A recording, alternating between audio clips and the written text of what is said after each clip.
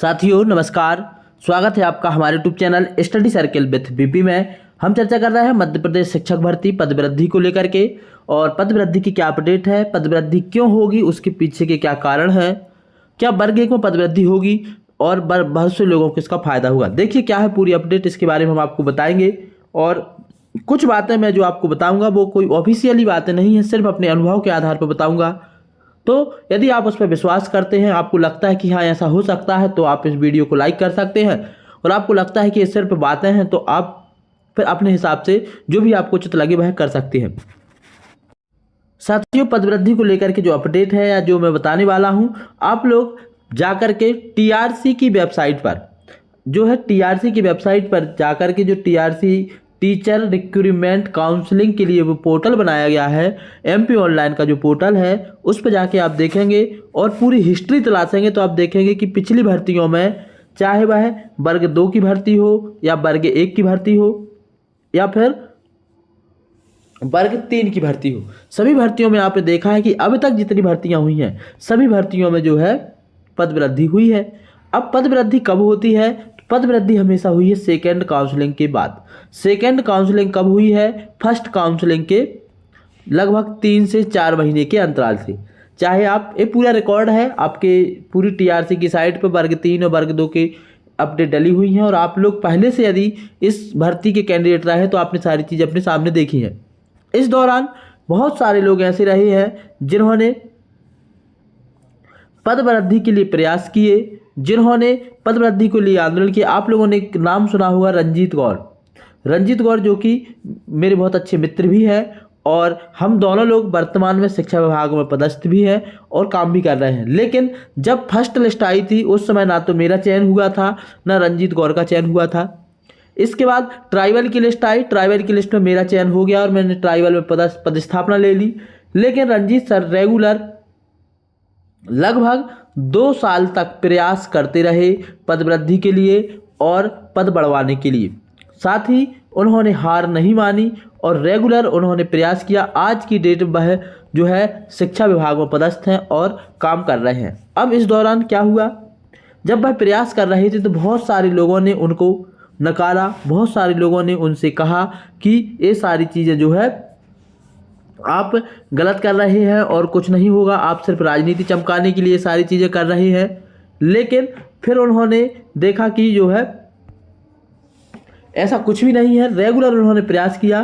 तो आज की डेट में उन्हीं के प्रयास से जो वर्ग 2 के बाद में पद बढ़े, उसका क्रेडिट यदि किसी व्यक्ति को जाता है तो उन्हीं के प्रयास से हुआ। अब इसके पीछे की कहानी बताने का मेरा मतलब ये था कि जो भी व्यक्ति प्रयास कर रहे हैं तो उनको यदि कोई व्यक्ति नेगेटिव कमेंट करता है तो उनसे बच के रहें। आप अपना काम करें, बाकी लोगों को अपना काम करने दें। उन्होंने रेगुलर प्रयास किए, कोई गलत कदम नहीं उठाया, किसी व्यक्ति पर गाली नहीं बकी, किसी जगह धरना दिया, कोई प्रशासनिक तोड़फोड़ नहीं की, कुछ भी नहीं किया। सिर्फ उन्होंने सकारात्मक तरीके से नेताओं से विभाग के बारे में अपडेट कराया। तो एक कारण है कि हमको प्रयास करना पड़ेगा। प्रयास करने के 4 कारण हैं और संभावना। सबसे पहली चीज़ तो क्या है कि अभी ट्राइबल के काफ़ी कम पद जुड़े हुए हैं, ट्राइबल में बहुत ज़्यादा पद खाली हैं और रेगुलर अपडेट हो रही है। इसके अलावा सीएम राज्य विद्यालय कन्या शिक्षा परिसर जो है मध्य प्रदेश सरकार के, यहाँ पर रेगुलर इनके और नए नए जो बनकर के तैयार हो रहे हैं, तो यहाँ पर निश्चित ही शिक्षकों की ज़रूरत है। और जैसे ही चुनाव संपन्न होंगे लोकसभा के तो इनकी अपडेट मांगी जाएगी और यहाँ पर पद बढ़ाए जाएंगे। दूसरी चीज़, पहली काउंसलिंग होने के पर जो खाली पद बचेंगे और विभाग को फिर पदों की कमी पड़ेगी तो पद बढ़ेंगे। तीसरी चीज़, रेगुलर रिटायरमेंट हो रहे हैं तो रिटायरमेंट होने से पद खाली हो रहे हैं और पिछले लंबे समय से भर्ती भी नहीं हुई रही, तो अभी सीधे वर्ग 1 से जो रिटायरमेंट हो रहे हैं वहाँ पर वर्ग 2 के प्रमोशन वाले व्यक्ति कोई भी नहीं जाने हैं। अधिकतर जो जाने थे वो अभी उच्च पद प्रभार से पहुँच चुके हैं। इसके अलावा ट्राइबल विभाग के पद अभी पहले से कम है तो वह जुड़ेंगे। अब इन सब चीज़ों में समय लगेगा। साथियों फर्स्ट काउंसलिंग होने के बाद, फर्स्ट काउंसलिंग लगभग ये मान के चले आप जून के बाद ही अब लगभग ऐसा संभावना आ रही है कि जैसे ही वर्ग 1 की भर्ती जब होगी, जब जो है लोकसभा के चुनाव संपन्न हो जाएंगे और बहुत सारे लोग उल्टे सीधे कमेंट करेंगे, नहीं अब तो भर्ती अगले चुनाव तक जाएगी, ऐसा होगा वैसा होगा। उन सब चीज़ों को नकारते हुए आपको केवल सकारात्मकता के साथ आगे बढ़ना है और उम्मीद बना के रखनी है। आपकी उम्मीद, आपकी सकारात्मकता ही आपको चैन दिलाएगी। लोगों का आपके प्रति नकारात्मक नज़रिया या आपको डिमोटिवेट करना आपको सिलेक्शन नहीं दिलाएगा। तो ये है फाइनली 4 रीज़न हैं। सबसे पहला कारण यह है कि नए विद्यालय खुल रहे हैं जहाँ शिक्षकों की ज़रूरत है। दूसरी चीज़, रेगुलर रिटायरमेंट हो रहे हैं। तीसरी चीज़, पहले से विभाग में पद खाली हैं। और चौथी चीज़, हमारा सकारात्मक प्रयास। यदि हमारा सकारात्मक प्रयास रहा तो निश्चित ही पद वृद्धि होगी। इसके लिए सबको मिलकर के काम करना होगा। और इन सारे बीच में आपको एक चीज़ विशेष याद रखनी होगी कि आप एक शिक्षक हैं और जिस भी व्यक्ति से बात करें तो शिक्षक पद की गरिमा बहुत अच्छे से बना करके मेंटेन करके आप बात करें। ये सारी चीज़ें यदि आप करते हैं तो पद वृद्धि होगी। और सेकंड काउंसलिंग में लंबा इंतजार रहेगा। 2018 की भर्ती वालों में 2022 और लास्ट 23 तक ज्वाइनिंग ली है।